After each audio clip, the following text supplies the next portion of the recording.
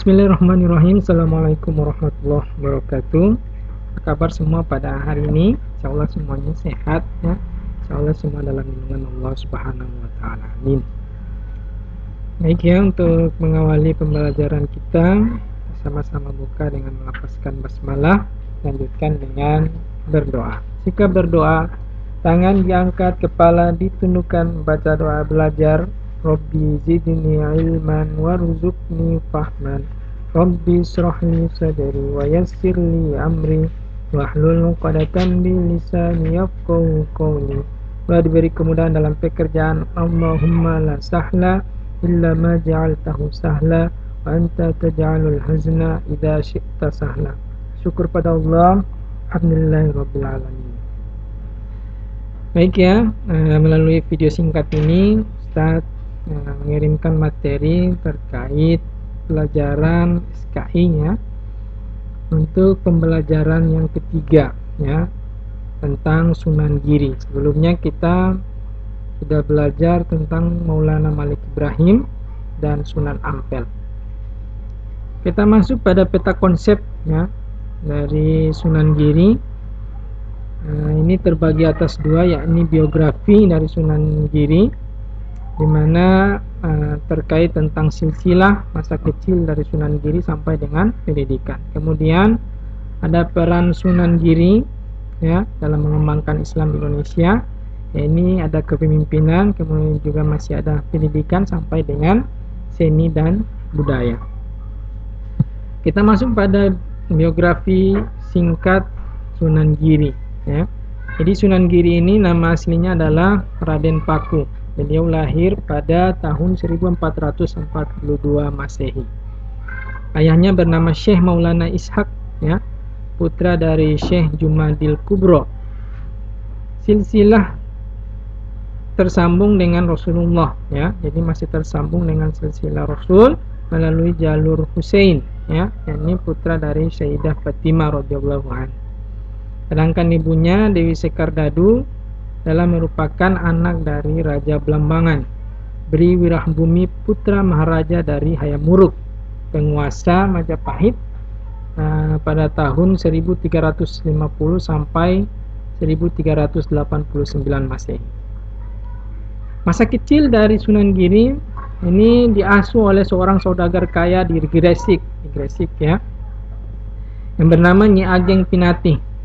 Pengasuhan ini berawal dari seorang awak kapal yang menemukan peti tersangkut di kapal milik Nyi Ageng Pinatih yang sedang melakukan pelayaran ke Bali.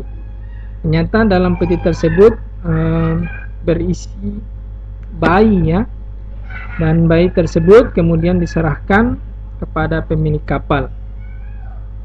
Kemudian bayi mungil ini atau Sunan Giri ini diberi nama Jaka Samudra ya, dan dijadikan anak angkat oleh pemilik kapal yakni Nyi Ageng Pinatih. Jadi ini ada sejarahnya. Sewaktu Jaka Samudra masih dalam kandungan ibunya, ternyata ayahnya dari Sunan Giri ini yang bernama Syekh Maulana Ishaq ini diusir oleh mertuanya ya, yang bernama Bri Wirahbumi ya, karena Bri Wirahbumi sendiri tidak mau menerima ajakan Syekh Maulana Ishaq untuk masuk agama Islam ya. Setelah Syekh Maulana Ishaq pulang ke Pasai atau Aceh ya, Dewi Sekardadu mengalami sakit ya, sampai wafat setelah melahirkan putranya. Kemudian selang beberapa hari terjadilah wabah penyakit di Gresik ya. Bri Wirahbumi memerintahkan agar sang bayi ya, yang merupakan cucunya sendiri ini untuk dibuang ke laut ya, karena Bri Wirahbumi ini menganggap bahwa bayi tersebut mendatangkan bencana ya, sampai akhirnya Sunan Giri ditemukan oleh Nyi Ageng Pinatih. Ketika berusia 7 tahun ya, Jaka Samudra dititipkan di pesantren Ampel Denta ya. Kemudian nama Jaka Samudra diganti menjadi Raden Pakuh oleh Sunan Ampel. Ya, jadi Jaka Samudra ini atau Sunan Giri ini dititipkan ke pesantren Ampel milik dari Sunan Ampel. Kemudian Sunan Ampel mengganti nama dari Jaka Samudra menjadi Raden Pakuh. Raden Pakuh ini belajar berbagai disiplin ilmu agama, ya, Al-Quran, hadis, fikih dan tasawuf dengan pemahaman Ahlus Sunnah wal Jamaah di bawah asuhan dari Sunan Ampel, ya. Karena kecerdasan beliau dalam menyerap ilmu yang disampaikan, Raden Pakuh diberi gelar Maulana Ainul Yakin, ya. Setelah beberapa tahun mengenyam pendidikan di pesantren, Raden Pakuh berangkat ke Tanah Suci bersama Raden Mahdun Ibrahim, ya. Saat melewati Aceh, ternyata mereka berdua ini menemui Syekh Maulana Ishaq. Kemudian disarankan untuk memperdalam lagi ilmu agama terlebih dahulu. Setelah itu kepulangannya ke Gresik bersama dua orang abdi, ya, Syekh Koja dan Syekh Grigis, sambil membawa pesan Syekh Maulana Ishaq, ya, agar kelak Raden Pakuh mencari lokasi yang jenis tanahnya sama dengan tanah yang diberikan oleh sang ayah, ya. Beliau menikah dengan Mas Murtosiah, ya. Ya, ini adalah merupakan putri dari Sunan Ampel, ya. Sehingga hubungannya dengan sang guru tidak sebatas santri dan kiai, melainkan hubungan mantu dan mertua. Kemudian setelah membangun pesantren, Sunan Giri melakukan usaha-usaha dagang milik ibu angkatnya, yakni Nyi Ageng Pinatih. Ekspedisi perdagangan yang melakukan tidak hanya di wilayah Jawa saja, ya. Jadi Sunan Giri ini tidak melakukan perdagangan hanya di wilayah Jawa saja, melainkan ke daerah-daerah lain seperti Makassar, ya. Ia melangsungkan dakwah Islam sambil berdagang. Jadi Sunan Giri ini melakukan perdagangan sambil berdakwah, dakwah sambil berdagang, ya. Ini sampai akhirnya memutuskan untuk mendirikan sebuah pesantren, ya. Mendirikan pesantren Giri. Kedaton bermula dari munajatnya selama 40 hari, sehingga teringat pesan ayahnya ketika bertemu di Pasai, ya. Akhirnya menemukan jenis tanah yang sama di sebuah perbukitan pada tahun 1480 Masehi, ya, yang diberikan nama Giri. Dalam bahasa Sangsekerta berarti gunung, ya. Seiring dengan perkembangan Islam, Giri Kedaton tumbuh sebagai kota dan pusat pemerintahan sekaligus pusat penyebaran agama Islam. Ya, jadi ini adalah juga merupakan strategi dari Sunan Giri untuk membangun sebuah pesantren. Makam dari Sunan Giri terletak di sebuah bukit di Dusun Kedaton, ya, Desa Giri Gajah, Kabupaten Gresik. Di pintu gapura tertulis tahun 1550 Masehi, tahun pembangunan gapura makam, ya. Perjuangan Sunan Giri dalam dakwahnya dilanjutkan oleh Pangeran Zainal Abidin, ya, atau Sunan Dalem, bergelar Sunan Giri II, dan puncak kejayaan Giri saat Sunan Prapen atau cucu dari Sunan Giri sendiri ini naik tahta pada saat dakwah Islam dilanjutkan ke berbagai daerah, ya, Kutai, Goa, Sumbawa, Bima, Lombok, ya, bahkan sampai ke Maluku. Sunan Prapen ini adalah merupakan cucu dari Sunan Giri.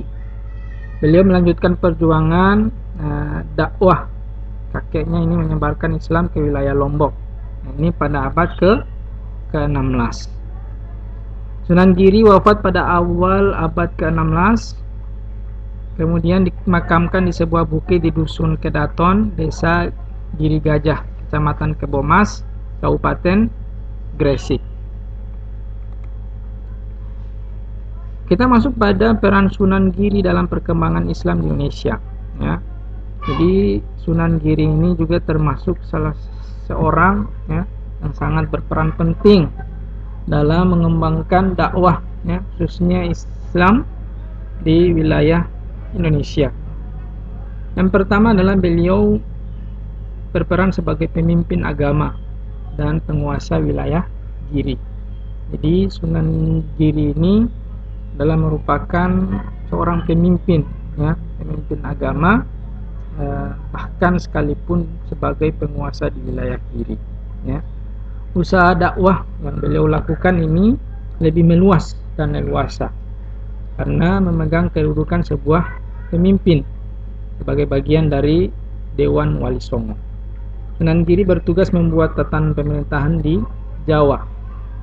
Beliau mengatur kalender perhitungan siklus perubahan hari, bulan, tahun, windu, menyesuaikan siklus ruakon, ya, serta merintis pembukaan jalan.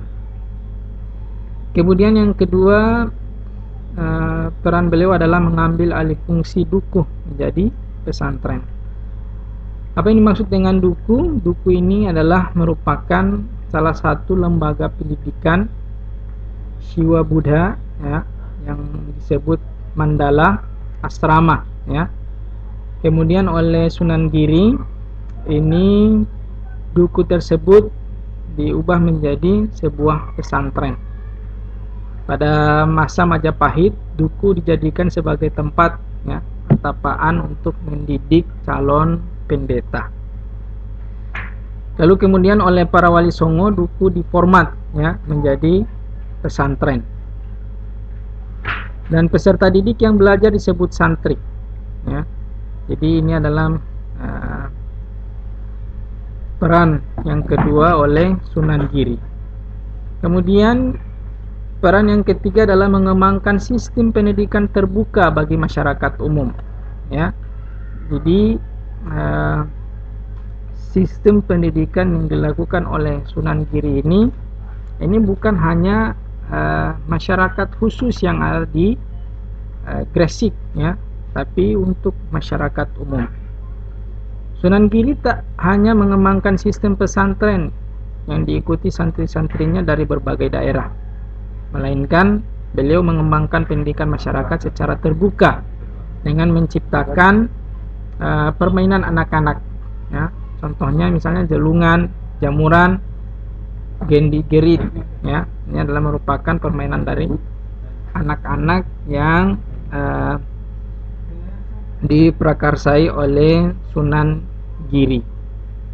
Kemudian yang keempat, yakni memanfaatkan seni pertunjukan sebagai media dakwah. Jadi ini adalah yang dilakukan oleh Sunan Giri untuk mengembangkan Islam di wilayah Indonesia melalui pertunjukan seni, ya. Pada masa Majapahit, pertunjukan di masyarakat berhubungan dengan ritual-ritual keagamaan Hindu-Buddha, ya, yang berkaitan dengan tempat-tempat sakral, pilihan hari dan waktu, pemain terpilih, sesaji, dan busana khusus, ya. Kemudian seni wayang diperkirakan sudah ada di Nusantara sejak tahun 930 Masehi. Asli kebudayaan Jawa menunjukkan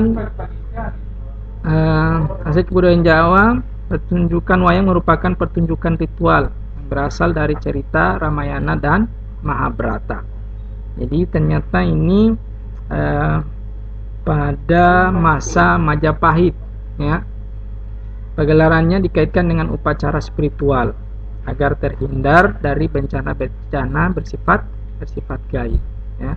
Jadi pada masa Majapahit orang-orang masih melakukan, ya, upacara-upacara spiritual. Gunanya apa, fungsinya apa? Masyarakat mempercayai agar mereka terhindar dari bencana-bencana yang bersifat gaib. Padahal tidak seperti itu, ya. Dan sebenarnya semua terjadi di muka bumi ini semua atas kehendak Allah. Karena itu dalang diposisikan sebagai orang suci atau pendeta, ya. Jadi dalang yang memainkan seni ini diposisikan sebagai orang suci atau pendeta. Melihat potensi dakwah dalam pertunjukan ini, kemudian Sunan Giri dan Wali Songo lainnya melakukan ambil alih, ya, seni pertunjukan dan mengembangkannya dengan menyesuaikan dan menyelaraskan isi cerita dengan ajaran tauhid dalam Islam, ya.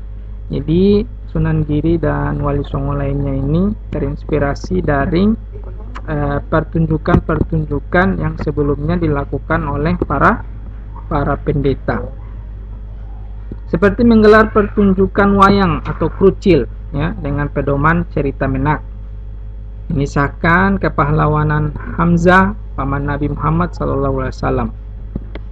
Pergelarannya pun disertai tata cara dan sopan santun yang baik, jauh dari maksiat, ya. Ini yang dilakukan oleh Sunan Giri agar supaya Islam lebih dikenal lagi. Melalui apa? Melalui pertunjukan seni. Kemudian yang terakhir adalah sikap positif dalam pribadi Sunan Giri. Yang pertama, beliau adalah santri yang cerdas, tekun, dan ulet dalam menuntut ilmu. Kemudian toleran dan bijak dalam berdakwah. Jadi dalam melaksanakan dakwah, Sunan Giri terkadang mendatangi masyarakat ke rumahnya dan berbicara empat mata untuk menyampaikan ajaran Islam, kemudian mengumpulkan mereka dalam acara-acara yang menjadi tradisi masyarakat seperti selamatan. Lalu Sunan Giri memasukkan ajaran Islam sehingga lambat laun ajaran Islam diterima dengan baik tanpa paksaan. Pemimpin yang mengayomi rakyat, ya. Jadi beliau ini adalah pemimpin yang selalu mengayomi rakyat. Dalam batu nisan Sunan Giri tertulis 4 pedoman hidup, ya. Jadi batu nisan dari Sunan Giri ini ada tertulis 4 pedoman hidup, yaitu yang pertama, berilah makan pada mereka yang lapar, berilah pakaian pada mereka yang tidak menutup aurat, berilah payung pada mereka yang kehujanan, dan berilah tongkat pada mereka yang buta. Ini adalah merupakan pesan, ya, dari Sunan Giri sendiri. Prinsip hidup diterapkan ketika menjadi pemimpin agama sekaligus pemimpin wilayah Giri. Kemudian yang keempat, seniman kreatif, ya. Beliau adalah merupakan seniman kreatif. Kemampuan Sunan Giri menuangkan ide-ide kreatif dalam menyebarkan agama Islam, ya, melalui pendidikan dan seni budaya, dalam menjadikannya seniman yang memanfaatkan seni untuk agama, ya. Jadi melalui pertunjukan seni, beliau ini menuangkan ide-ide kreatif, ya, guna untuk penyebaran agama Islam. Prinsip dakwah yang disampaikan para wali songo seiring dengan ajaran agama yang menjunjung nilai-nilai mulia sebagaimana yang dicontohkan baginda Nabi Muhammad SAW, ya. Itu materi singkat tentang Sunan Giri, ya. Apa yang hikmah yang bisa kita petik dalam Al-Quran ini menunjukkan bahwa firman Allah, dan sesungguhnya kamu benar-benar menyeru mereka kepada jalan yang lurus. Artinya apa? Artinya walaupun kita bukan sebagai seorang khalifah, namun kita berkewajiban untuk menyeru orang lain untuk kembali pada jalan yang lurus. Baik, ya, demikian pembelajaran untuk hari ini. Lebih dan kurangnya Ustadz mohon maaf. Kita akhiri dengan sama-sama lapaskan alhamdulillahirabbil alamin. Assalamualaikum warahmatullahi wabarakatuh.